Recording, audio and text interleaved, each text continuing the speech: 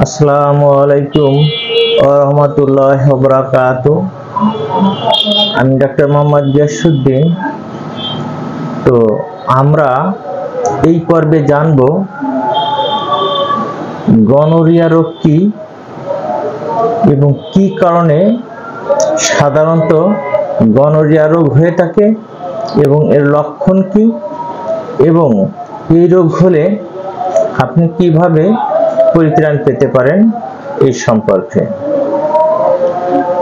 Gonorrhoea রোগ হলো Neisseria gonorrhoea নামক এক ধরনের ব্যাকটেরিয়া দ্বারা এই রোগ সৃষ্টি হয়ে থাকে। এই ব্যাকটেরিয়ার ফলে আপনার যে গনোরিয়া রোগ সৃষ্টি হবে, এর জন্য সাধারণত আপনার যৌনাঙ্গে ক্ষতি হবে। যেমন এই রোগটা পুরুষ বা মহিলা উভয়েরই হতে পারে। এই ব্যাকটেরিয়া সাধারণত যৌন সঙ্গমের মাধ্যমে একজনের দেহে থেকে আরেকজনের দেহে ছড়িয়ে থাকে। যদি কোনো পুরুষ গনোরিয়া রোগে আক্রান্ত থাকে, সেই ক্ষেত্রে তার সঙ্গে যদি কোনো সুস্থ নারী যৌন সঙ্গমে লিপ্ত হয়, সেই ক্ষেত্রে ওই পুরুষের থেকে ওই নারীর দেহে এই গনোরিয়া রোগ ছড়িয়ে পড়বে। এবং অনেক সময় দেখা যাচ্ছে যে যদি মহিলাদের এই রোগে আক্রান্ত থাকে, তাদের সাথে জনসঙ্গমে লিপ্ত হলে পুরুষেরও এই রোগ হয়ে থাকবে। অনেক সময় যদি বাবা মায়ের এই রোগ থাকে, সেই ক্ষেত্রে জন্মের পরে যে সন্তান আসবে দুনিয়াতে, সে এই গনোরিয়া রোগ নিয়েই জন্মগ্রহণ করবে। তো এই গনোরিয়া রোগ একটা ভয়ঙ্কর রোগ বিশেষ। এটাও একটা সেক্সুয়াল ট্রান্সমিটেড ডিজিজ, একজনের দেহে থেকে আরেকজনের দেহে ছড়িয়ে পড়ে। এই রোগটা সাধারণত যদি আপনার হয়ে থাকে, আপনার যে লিঙ্গ মুন্ড আছে, লিঙ্গ দিয়ে পুজ আসবে।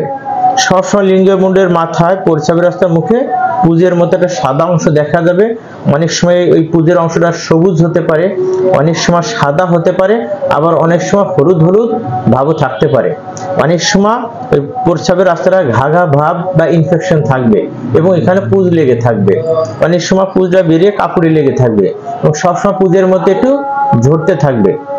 আপনার প্রস্রাবের রাস্তায় প্রচন্ড জ্বালা পোড়া করবে।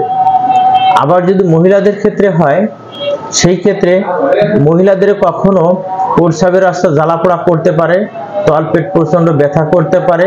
অনেক সব মহিলাদের প্রস্রাবের রাস্তা দিয়ে পুজের মতো বাহির হতে পারে, প্রস্রাবের রাস্তা চুলকাইতে পারে।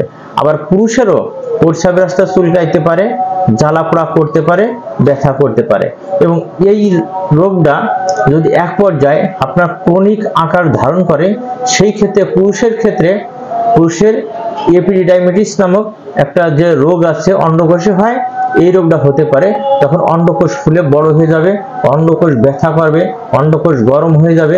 অন্ডকোষের যে এপিডিডাইমিটিস আছে, এইটা ফুলে লাল হয়ে ফুলে বড় হয়ে যাবে, প্রদাহ হবে, ব্যথা করবে।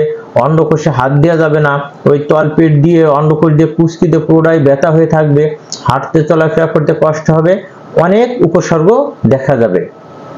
তো আপনাদের যদি এই ধরনের রোগ হয়ে থাকে, অবশ্যই দেরি না করে একজন অভিজ্ঞতা সম্পন্ন হোমিওপ্যাথিক চিকিৎসকের শরণাপন্ন হয়ে সেখান থেকে চিকিৎসার মাধ্যমে সুস্থ হবেন।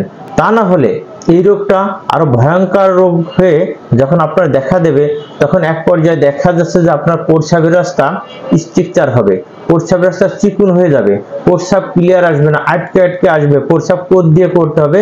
এটা পুরুষ মহিলা উভয়ের ক্ষেত্রে। তবে স্ট্রাকচারের সমস্যাটা পুরুষ অপেক্ষা মহিলাদেরই বেশি হয়ে থাকে। অনেক মহিলাদেরও এই স্ট্রাকচারের সমস্যা আছে, প্রস্রাব ক্লিয়ার হয় না, আটকে আটকে আসে, প্রস্রাব কোদ দিয়ে প্রস্রাব করতে হয়, ঘন ঘন প্রস্রাব করতে হয়। আবার অনেক পুরুষের ক্ষেত্রেও এই রোগের সমস্যা দেখা যায়, যে আপনার প্রস্রাবের রাস্তায় স্ট্রাকচার হয়ে গেছে, সংকোচন হয়ে গেছে, চিপিয়ে গেছে, সরু হয়ে গেছে, প্রস্রাব ক্লিয়ার হচ্ছে না, আটকে আটকে আসে, ঘন ঘন হয়, আপনার একটু একটু করে হয়। এর জন্য তলপেট ব্যথা করে, শরীরে জ্বর জ্বর ভাব থাকে, নানান ধরনের সমস্যা দেখা যায়। তো আপনাদের যদি এই গনোরিয়া নামক জটিল রোগটি হয়ে থাকে, অবশ্যই আর দেরি না করে একজন অভিজ্ঞতা সম্পন্ন চিকিৎসকের শরণাপন্ন হয়ে আপনি চিকিৎসা নেবেন। আল্লাহর রহমতে এই রোগ থেকে আপনি চিরতরে মুক্তি পাবেন। আজ এ পর্যন্তই। সবাই ভালো থাকুন, সুস্থ থাকুন।